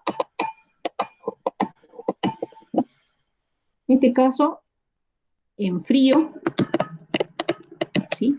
Este reaccionó, este no, y este no. Y en caliente, bueno, este sí reaccionó, este no, y este, bueno, obvio, más todavía, ¿sí? Si reacciona en frío, en caliente, también lo va a hacer. Entonces, los que reaccionan son todo esto que he marcado con una X, y los que no reaccionan, les puse así la rayita. Entonces, de acuerdo a esto, nosotros ya podemos saber quién es el mejor en la propiedad que se está estudiando. ¿Pero qué propiedad estamos estudiando? Lo que está pasando acá es que estas sustancias, ¿sí?, están actuando como agentes oxidantes. Estamos probando su poder oxidante. Entonces, la propiedad estudiada es el poder oxidante. ¿Cuál va a ser la mejor? Sin hacer ninguna ecuación, de acuerdo a la experiencia, nosotros ya podemos decir cuál es la mejor. Es el ácido nítrico, porque si reacciona ya en frío, también lo va a hacer en caliente, este sería el mejor, ¿sí? El que tiene poder oxidante en caliente, que sería el ácido sulfúrico, porque al calentarlo allí recién vieron reacción, acá se desprendieron unos humos blancos, acá se desprendió dióxido de azufre, lo hizo solo en caliente, entonces también se comporta como agente oxidante, pero en caliente. Y este, en ninguna de las dos situaciones, ni en frío ni en caliente. Entonces no tiene poder oxidante. Entonces el poder oxidante aumentaría en este sentido, ¿sí? Sin hacer ningún cálculo más. Pero se puede hacer el cálculo, ¿sí? Dice, de acuerdo al observado, en el video interprete con ecuaciones químicas los fenómenos producidos al hacer reaccionar el cobre con los ácidos concentrados ensayados, ¿sí? ¿Y qué propiedad de estos ácidos se verificó en este ensayo? Poder oxidante, obtenerlo en forma creciente según la misma, ahí ya estaría entonces el punto 6, perdón. El punto 5 dice, de acuerdo a lo observado en el video, interprete con ecuaciones químicas los fenómenos producidos. O sea, simplemente escribir las ecuaciones que representan la reacción del cobre con ácido nítrico, con ácido fosfórico y ácido sulfúrico. En el último caso, no hay ecuación. Todo lo que podemos hacer es inclusive escribir las hemireacciones,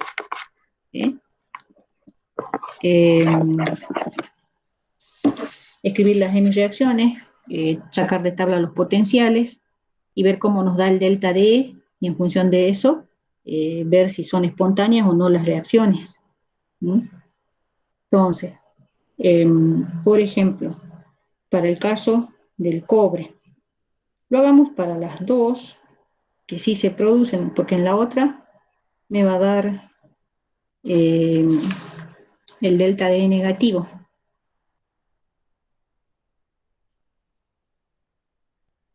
Vamos para la primera vez. En el caso del cobre, cuando se produce la reacción entre el ácido nítrico y el cobre, lo que se forma es, por un lado, el gas, ese gas pardo rojizo, ¿sí?, ese gas tóxico, y se forma, la solución toma un color verdoso, ¿sí?, un verde intenso, que es del nitrato cúprico. Cobre. Nitrato cúprico, ¿no? Y además se forma agua. Si yo quiero igualar esa reacción, es una reacción redox. Todas estas son reacciones redox, por eso estamos hablando de poder oxidante. Estos ácidos, si están ejerciendo su poder oxidante, ¿qué están haciendo ellos? Oxidan al otro, en este caso están oxidando al cobre.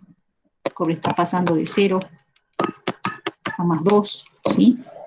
Este se oxida, y el nitrógeno, en este caso, se reduce, ¿sí? Entonces, si escribimos la ecuación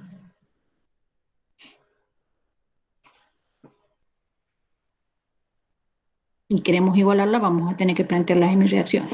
Hagamos, por ejemplo, la primera, cobre 0, pasando al cobre más 2, ¿sí? Entonces acá tengo más 2 electrones, el potencial es igual a menos 0,336 volts, ¿sí? De tabla directamente. Para el caso del ion, digamos del nitrógeno. El nitrógeno acá está trabajando con estado de oxidación más 5, y acá está trabajando con estado de oxidación, acá sería menos 2, menos 4 más 4. ¿Sí? Más 4. Entonces, tengo que escribir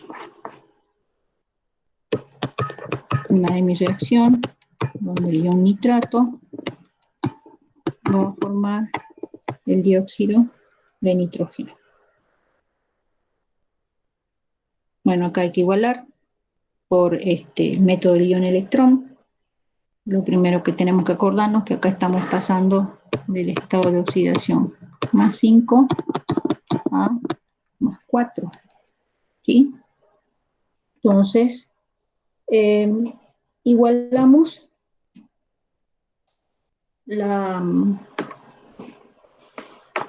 hacemos balance previo de masa de la especie que está sufriendo cambio en el estado de oxidación. Tengo un nitrógeno y un nitrógeno de cada lado, o sea, me queda así tal cual. ¿Sí? Y un nitrato, dióxido, me queda así. ¿Sí? O sea, tengo un electrón puesto en juego por átomo. Entonces me quedaría directamente acá más un electrón. ¿Sí? Ahora, tengo que igualar las cargas. ¿Sí? Yo tengo allí una carga negativa y en el otro lado nada. ¿Sí? Entonces acá tengo una negativa, esta negativa, y acá nada. Entonces, dos negativas, lo que implica que tendría que poner acá más dos iones hidrógeno para neutralizar, porque acá tengo 0 de carga. ¿Ok? Y ahora tendría que igualar los hidrógenos. Eso implicaría, como acá tengo 2 hidrógenos y eso se hace con agua, tendría que sumar de este lado 1 de agua. Así. ¿No? Si hicimos bien, los oxígenos tienen que haberse igualado automáticamente. Entonces, me quedan 3 oxígenos, 2 y 1, 3 oxígenos. Ahí está. El potencial para esta mi reacción sería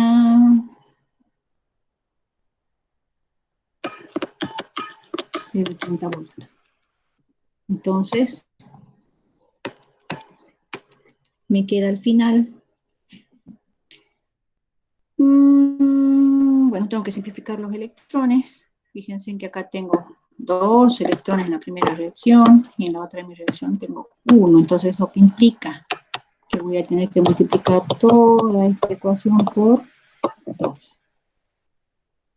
Entonces, al final me va a quedar 2 de ion nitrato más 4 protones más cobre produce cobre. 2 más 2 dióxido de nitrógeno más 2 de agua. Esa sería la ecuación global, y el delta D sería la suma algebraica de estos dos potenciales, menos 0,336 y 0,80. Y eso va a dar positivo, ¿sí? 0,464 volts. Entonces, delta D mayor que 0. Entonces, eso implica que delta de G, que es igual a menos N F delta D, ¿cómo va a ser? Delta de G va a ser menor que 0. Y eso me está dando la pauta de que esta reacción es espontánea. Por eso es que veíamos que al colocar el cobre en el ácido, la reacción se producía espontáneamente. Con eso estaríamos justificando la primera reacción. ¿Mm? En cuanto a la segunda reacción, también estamos probando poder oxidante, o sea, el cobre se va a oxidar, ya sabemos que no lo hacen frío, pero sí lo hacen caliente. Entonces planteamos la reacción. El cobre oxidándose y el ácido sulfúrico reduciéndose.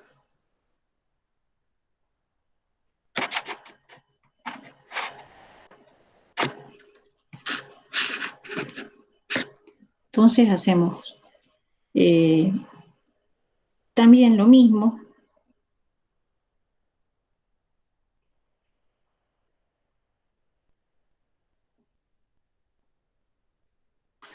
Escribamos primero la ecuación.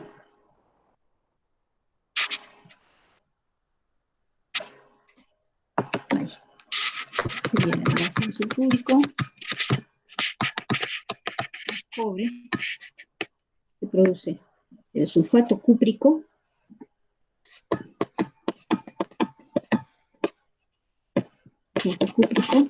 más, hicimos el gas, ese blanco que se desprende, más, ¿sí? Más agua. Nos olvidamos de llevar los coeficientes, ¿sí? De la ecuación iónica a la ecuación molecular. Pero bueno, eso lo hacen ustedes, porque de ahí, de lo que llegamos ya estaba fácil. O lo escribimos después, no hay problema. Bueno, esa sería la ecuación molecular que tenemos que igualar.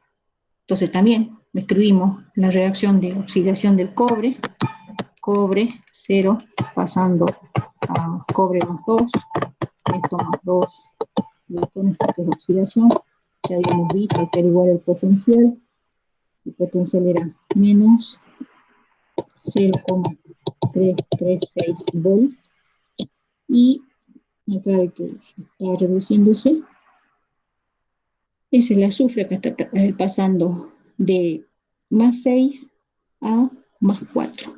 Acá está trabajando con más 4, acá con más 6. ¿Sí? Entonces tendríamos el anión sulfato, ¿sí? Que está pasando a dióxido de azufre. Esa reacción tiene un potencial de 0,16. Sí. 0,16. Bueno, ahora igualando la segunda de mi reacción, el cambio en el estado de oxidación. Bueno, hacemos la igualación previa, de la especie que sufre el cambio en el estado de oxidación es el azufre, pasa de más 6 a más 4. Entonces serían 2 electrones puestos en juego por átomo. Como en este caso es reducción, entonces esos 2 electrones se suman del lado de los reactivos. Serían los 2 electrones. ¿Sí? Ahora igualamos las cargas, como estamos igualando todo en medio ácido, se hace con los iones hidrógeno, o sea, protones. De este lado tengo carga 0, y de este lado tengo estas 2 cargas negativas, más estas 2 son 4 cargas negativas. Por lo tanto, tendré que sumar de este lado 4 protones, 4 iones hidrógeno. Para igualar los hidrógenos tendré que sumar agua de este lado, ¿sí? ¿Cuántas de agua? Si son 4 iones hidrógenos, tendré que sumar 2 aguas. Entonces sería 2 aguas. Y ahí estaría. ¿Sí? Bueno, acá sí se van a simplificar los electrones al sumar las N reacciones. Entonces voy a poder sacar el delta D. ¿Qué me da? Fíjense, menos 0,336 más 0,16. O sea que me da negativo, lo cual está de acuerdo con lo que se ha observado en la experiencia, ¿sí? Que no se producía espontáneamente, sino que teníamos que darle calor para que se produzca la reacción. Al ser el delta D negativo, el delta de G va a dar mayor que 0, entonces implica que no es espontánea y por eso tuvimos que darle calor. Se produce pero dándole calor. Bueno, al final acá estos electrones se van a simplificar, entonces me va a quedar cobre más el anión sulfato más 4 iones hidrógeno, va a formar cobre 2 más 2 de agua más 2 hidrógeno. Para llevar los coeficientes a la ecuación molecular, que está aquí, ahí está la ecuación molecular. Bueno, para cobre, 1. Para el ácido sulfúrico, tengo que formar 4 protones. Como tengo 2 ya acá, entonces, ¿eso qué significa? ¿Qué coeficiente voy a tener que poner para que forme 4? Tendré que poner un 2. Para que forme 4 iones hidrógeno, tendré que tener un 2 para que sean 4 hidrógenos en total. Cobre, 1, agua, 2, dióxido de azufre, 1. Y eso sería todo. Tengo al lado. Sí. Bueno, en el caso del ácido fosfórico, no hay reacción. Ustedes pueden otra vez copiar el potencial para la oxidación del cobre y el potencial para la reducción del ácido fosfórico y van a ver que les da, no se los pongo si quieren, pero ustedes pueden buscar en tabla la ecuación. Ya saben hacer la misma, la del cobre. Cobre pasando a cobre 2 más 2 electrones, el potencial ya lo saben. Para el caso del ácido fosfórico, bueno, no se produce, ya saben que no se produce, telescopio lo que había sacado directamente de tabla con su potencial, ¿sí? Y por eso no se produce, pues ya saben, y esto tiene que ser menos 0, compuesto del 10, menos 0,336 volts. Eso fíjense, entonces después ya sacan la ecuación global, delta E, como les da, son dos valores negativos que tienen que sumar, entonces esto me da menor que 0. Eso que significa que el delta de C mayor que 0, tampoco se produce. La diferencia está que esta directamente no se produce ni en frío ni en caliente, en cambio esta en frío sí y en caliente no, en el caso del ácido sulfúrico. Bueno, lo único que les quedaría sería llevar los coeficientes de la ecuación iónica a la ecuación molecular para el ácido nítrico, nada más. Bueno, no sé si con eso ya estaría, porque creo que no están pidiendo más cosas, ¿sí? Es simplemente escribir las ecuaciones.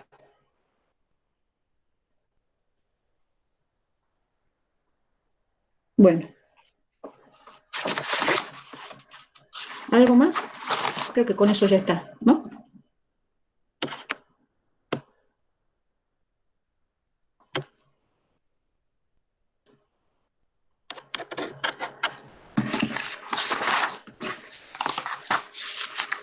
Dejamos ahí entonces.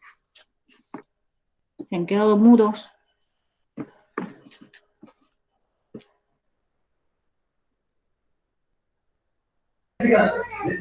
Sí, profe. Bueno. Bueno, esto no hay más ciencia que eso, ¿sí? O sea, está sencillo dentro de todo el